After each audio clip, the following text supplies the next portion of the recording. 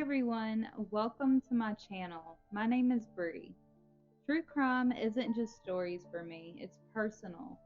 My Pawpaw Peanut was murdered, and his case is still unsolved. That's why I tell these stories to honor the victims, to keep their memories alive, and to fight for the justice they deserve. Because every victim has a story, and every story deserves to be heard. Today's case is a story of second chances, and the moment that everything changed. A man who had finally rebuilt his life lost it all in a single, horrifying encounter at a RV park laundromat. What happened next shook the community and revealed the terrifying depths of a broken mind. Micah Wesley Harrington was 41 years old. He was born on Thanksgiving Day, November 23, 1978, in Dixon, Tennessee. He had that rugged Southern charm. He was a little rough around the edges, but full of heart. A hard worker by trade, Micah was skilled in carpentry, roofing, and welding. He could fix just about anything, and he was the kind of guy who would offer to fix your porch even if his own roof was leaking. He had his struggles, mostly with addiction, but those who knew Micah say he was a free spirit, someone who loved deeply, who fought hard for his family, and who, despite his past, never gave up on trying to be better. Most importantly, he was a father. He loved his daughter Makara more than anything in the world, and in 2020 he was doing everything he could to be there for her. In 2020, Micah was living in Mazzalia Travel RV Park in Biloxi, Mississippi. He had been saving up his money and he was able to purchase a camper trailer right next to his so Makara could move from Tennessee to the Gulf Coast to be closer to him. He was so proud and hopeful. Every day he spoke of building a stable life and putting the past behind him. His friend and longtime co-worker Corey Washburn said he spoke every day about his daughter and his wish to better himself, to make a home for her. Micah was so excited. Every time he talked about her, you could see the light in his face. He felt like he was finally getting a chance to be her dad. Now this is where the story takes a dark, unexpected turn. Just down the road in the same RV park lived a 41-year-old man named Clint Brower. Now Clint wasn't someone Micah knew well, if at all. But what we do know is that Clint had a history of erratic behavior. On the morning of May 26, 2020, just hours before Micah was killed, police actually arrested Clint Brower. He was wanted on an outstanding warrant for disorderly conduct. Now here's the kicker. This wasn't some years-old technicality. Clinton had been acting out, behaving unpredictably in the community, and officers had every reason to believe this guy was a danger. But instead of holding him, the police released Clint the same morning. And worse, they drove him home, right back to the very same RV park where Micah was living. They dropped him off and they left. No one knew what Clint was about to do, but there were signs. The thing about Clint was, he wasn't just unstable. He was a delusional ticking time bomb. And this is the moment it went off. Sometime that morning, Micah did what most people would consider routine. He gathered up his laundry and he walked to the nearby laundromat they had at the RV park.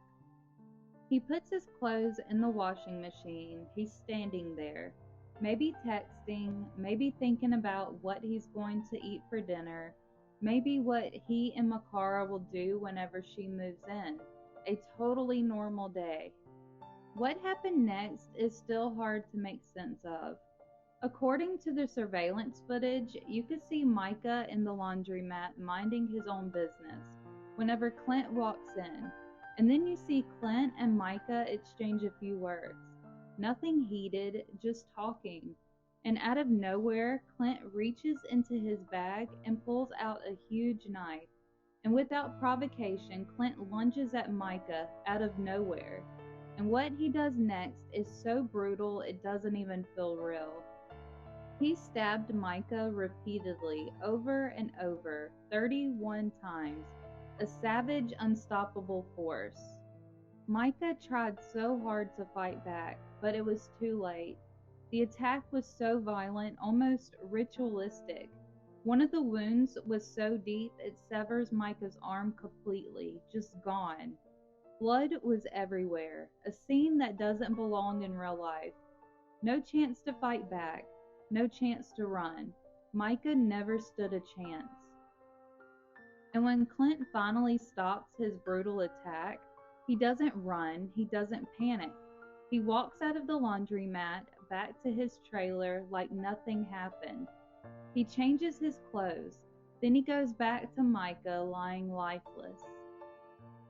He then wraps Micah's body in a rope and he drags him out of the laundromat, out into the daylight, past the trailers, past the picnic tables, past people who might have seen but he didn't care.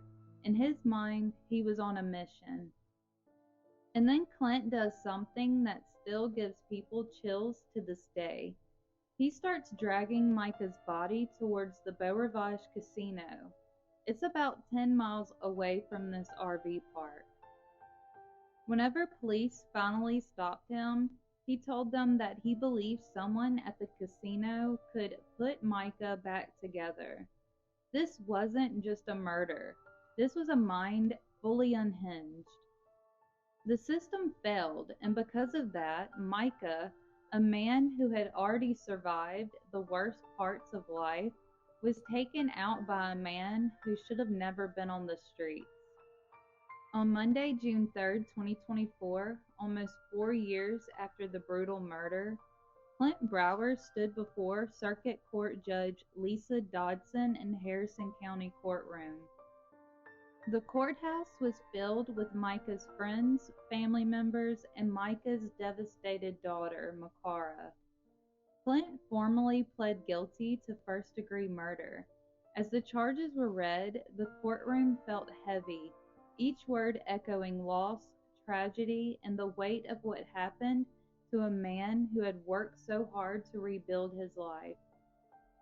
When given the chance to speak, Brower looked at Makara and said simply, "I am truly sorry about what happened. I want you to know that it was beyond my control, and I just, that's all I can say. And I know y'all grieved over his loss, and I just want you to know that I'm genuinely sorry." Makara stood in front of the court, just a few feet from the man who murdered her father, and she said, "I spent my whole life wanting to live with my dad, and the moment it was about to happen, it got taken away from me." You could feel the heartbreak in her voice. She said it's demented. He's not even human. He's a monster. And honestly, she is not wrong. But maybe the real monster is the hole in our system. The gap that lets people like Clint slip through until something unspeakable happens. Judge Dotson described the killing as senseless, not fueled by anger, vendetta, or motive, but by delusion. Clint Brower had no logical reason to harm Micah, and yet he did, with over 30 stab wounds, dismemberment, and the bizarre belief that a casino somehow might fix this horror.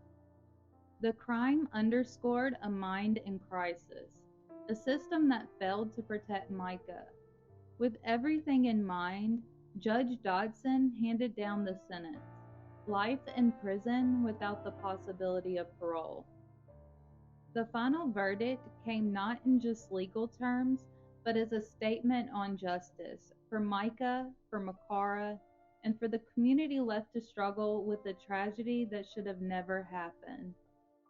Micah Harrington was a father, a hard worker, a man trying to do better. He wasn't famous, he wasn't rich, he was just trying, and for that he lost his life in the most horrifying way imaginable. And what makes this story so terrifying is that it happened in a laundromat on a Tuesday. in the middle of the day. No one saw it coming. You know, it's stories like this that stick with you long after you hear them. Not because of the violence. Yes, what happened to Micah was brutal, but because of everything that was lost. Micah Harrington had already lived through hell, and somehow he clawed his way out. He got clean, he found work, he bought a camper for his daughter. He was ready to be a father, not just in name, but in presence. And he was so close. And that's what breaks my heart the most, because this wasn't just a random crime. It was the erasing of a second chance, the silencing of a man who had finally found his way. And then there's Makara. I can't imagine what she's had to carry.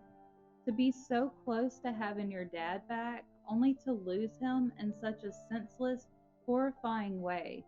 That's a kind of pain most of us can't even begin to understand. So if somehow, Makara, if you ever hear this, please know that your story matters. Your dad's life mattered. And I pray that today you are surrounded by love, by peace, by people who protect your spirit the way your dad was finally trying to. That's all I have for you today. Thank you so much for taking the time to watch my video and to hear Micah's story. It means so much to me. So until next time, please remember the world is a better place with you in it.